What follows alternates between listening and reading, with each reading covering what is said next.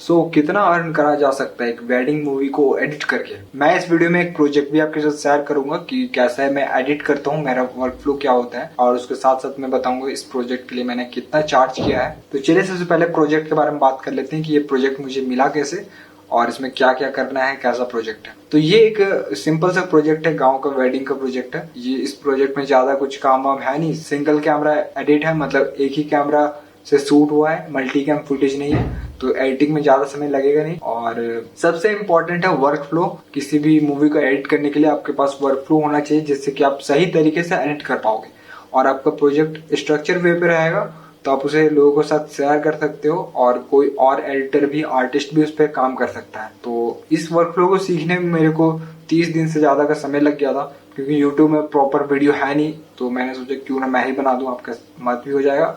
और अगर मैं बाद में भूल जाता हूँ तो दोबारा मैं इस वीडियो को देख के समझ भी जाऊंगा कि मैंने क्या क्या किया करता था, क्यों किया करता था। तो दो चीजें हो जाएगा इससे। और ये जो प्रोजेक्ट है, आपको मैं पहले ही बता दूं, इस प्रोजेक्ट के लिए मैंने 1.5K चार्ज किया है। भले ही ज्यादा नहीं है, लेकिन एक सिंपल सा फुटेज था एक कैमरा का, तो मैंने सोचा इतना काफी होगा। लेकिन अगर ये मल्टी कैम फुटेज होता तो उसका एडिटिंग प्रोसेस भी बढ़ जाता और मैं इसमें ज्यादा इफेक्ट भी लगाता और उस पर ज्यादा चार्ज भी किया जा सकता था, जैसे कि मैं उसमें 3000 तक चार्ज करता। तो चलिए अब देखते हैं कि एडिटिंग का प्रोसेस क्या होता है। कंप्यूटर स्क्रीन पे पढ़ते हैं अब। उससे पहले मैं आपको ये SD कार्ड दिखाना चाहता हूँ जो कि ये कैमरा में लगा हुआ था, और इसी में सारा फुटेज है वेडिंग का। सारा फुटेज इसमें नहीं है क्योंकि 2 कैमरा था, जिसमें से कि मेरे को एक कैमरा का फुटेज मिला है और एक कैमरा का फुटेज कुछ समय बाद मिल जाएगा। दोनों को मर्ज करके मुझे बनाना है, लेकिन इसके अंदर जो फुटेज था उसे मैंने एडिट कर लिया है कुछ हद तक, और उसके थ्रू मैं आपको समझाता हूँ कि क्या किया है क्या नहीं किया है। चलिए देखते हैं ना। तो चलिए देखते हैं कि वेडिंग एडिट करने का प्रोसेस कैसे होता है, कैसे क्या करना है। तो सबसे पहले आपके पास मेमोरी कार्ड आएगा या फिर हार्ड ड्राइव में जो डाटा रहेगा रॉ फुटेज का, उसे आपको कॉपी कर लेना है अपने सिस्टम में। और कॉपी करके आपको कहीं भी रखना है ऐसा आपको नहीं करना है, आपको एक स्ट्रक्चर को फॉलो करना पड़ेगा ताकि आप फ्यूचर में उस पर कुछ एडिट करते हो या फिर प्रोजेक्ट किसी को सेंड करते हो तो उसे भी पता होना चाहिए कि क्या कहाँ पे है। इसलिए स्ट्रक्चर मेंटेन करते हुए काम करना बहुत इंपॉर्टेंट है। इसीलिए मैंने स्ट्रक्चर बनाया और आपको बताता हूँ वो स्ट्रक्चर है क्या।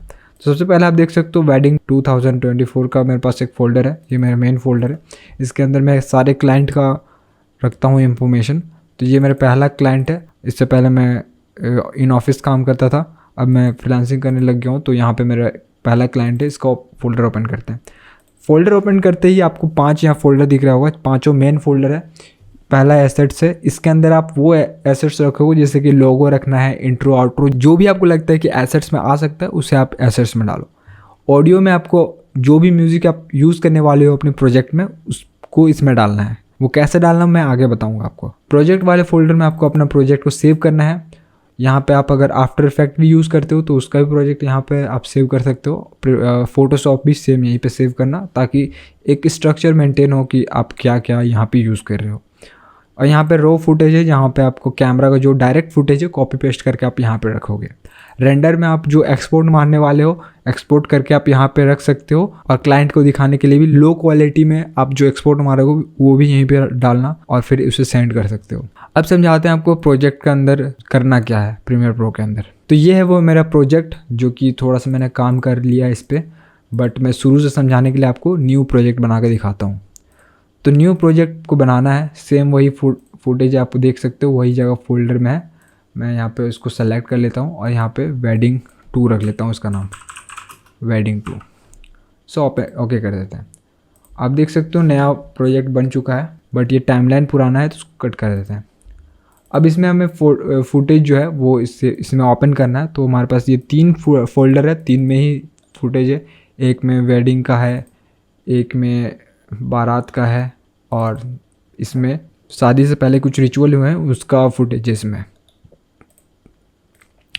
तो फोल्डर 2 का हम लोग इंपोर्ट कर लेते हैं। इसमें ज़्यादा फुटेज नहीं था, 99 आइटम है, इसीलिए जल्दी से इंपोर्ट हो गया। तो हम लोग बाकी को नहीं करते वरना टाइम हमारा ज़्यादा लग जाएगा। तो इससे इंपोर्ट करने के लिए आपको Ctrl+A दबाना है और ड्रैग एंड ड्रॉप करना है टाइमलाइन में, ऑटोमेटिकली आपका सीक्वेंस बन जाएगा। अब सीक्वेंस हमें देखना है कि सीक्वेंस का सेटिंग सही है या नहीं, इसलिए हम लोग सीक्वेंस सेटिंग में आएंगे और इसको कस्टम कर लेंगे। कस्टम करने का कारण ये है कि यहाँ पे आपके पास FPS का ज़्यादा ऑप्शन नहीं है, लेकिन अगर आप कस्टम में क्लिक कर लोगे तो आपका ज़्यादा FPS का ज़्यादा ऑप्शन मिल जाएगा, जिसमें से कि हम लोग 30 FPS सेलेक्ट करेंगे और बाकी सब एज यूजुअल सही है, इसमें कुछ चेंज करने की ज़रूरत नहीं है। ओके कर लेते हैं। हमारा सीक्वेंस सेटिंग सही हो चुका है, अब हम इस पर काम कर सकते हैं। काम करने के लिए हमें देखना है कि कहाँ कहाँ कट लगाना है, कहाँ क्या रहेगा क्या नहीं रहेगा, इस चीज़ को हमें ध्यान से देखना है और इस पर काम करना है। जहाँ हमें लगता है कि ये शॉट ख़राब है उसे हटा देंगे, जैसे ये शॉट आप देख सकते हो। म्यूज़िक के काम करते हैं, इसको म्यूट कर लेते हैं। ये वाला शॉट मुझे समझ नहीं आ रहा क्योंकि यहाँ पे अच्छा शॉट भी है, तो इसको हटा के इस तरह से कर लेते हैं।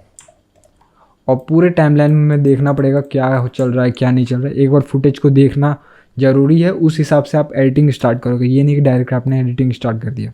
पहले आप पूरा फुटेज देखो, कितना 15 मिनट का फुटेज है, इसको देखो। आपको लगता है कि जो फुटेज आपको डालना चाहिए उसे डालना, जो नहीं डालना चाहिए उसे छोड़ दो। और स्क्रीन बड़ा करने के लिए आप कंट्रोल और F' वाला बटन जो है उसे दबा सकते हो, जिससे कि आपका स्क्रीन बड़ा होगा और फिर आप अच्छे से मॉनिटर कर पाओगे कि चल क्या रहा था। और फुटेज को मॉनिटर करने के बाद आप एडिटिंग स्टार्ट कर सकते हो। अब प्रीमियर प्रो के अंदर स्ट्रक्चर बनाने के लिए, उसके लिए आपको मेन फोल्डर बनाना है रॉ नाम से। रॉ के अंदर सारा रॉ फुटेज होगा, जैसे कि इसको हम लोग इसमें डाल देते हैं। और जो हमारा यहाँ पे सीक्वेंस बना है, इस सीक्वेंस को हम लोग कंट्रोल X कर देते हैं और हम लोग सीक्वेंस नाम का एक फोल्डर बनाएंगे और इसके अंदर हम लोग सीक्वेंस को पेस्ट करेंगे।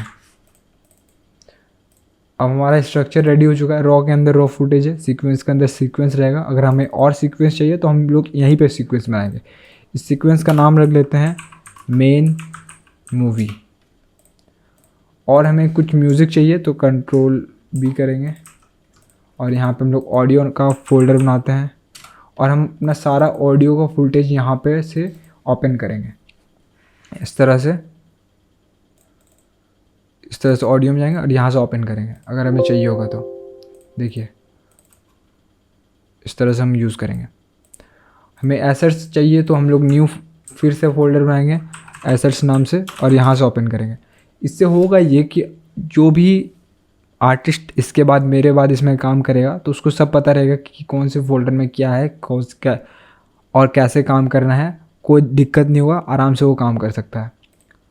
और आप चाहो तो यहाँ पे आप कलर्स का भी यूज़ कर सकते हो लेबल डालने के लिए, जैसे कि यहाँ पे हम लोग म्यूज़िक को एक पर्टिकुलर कलर देते हैं इस तरह से।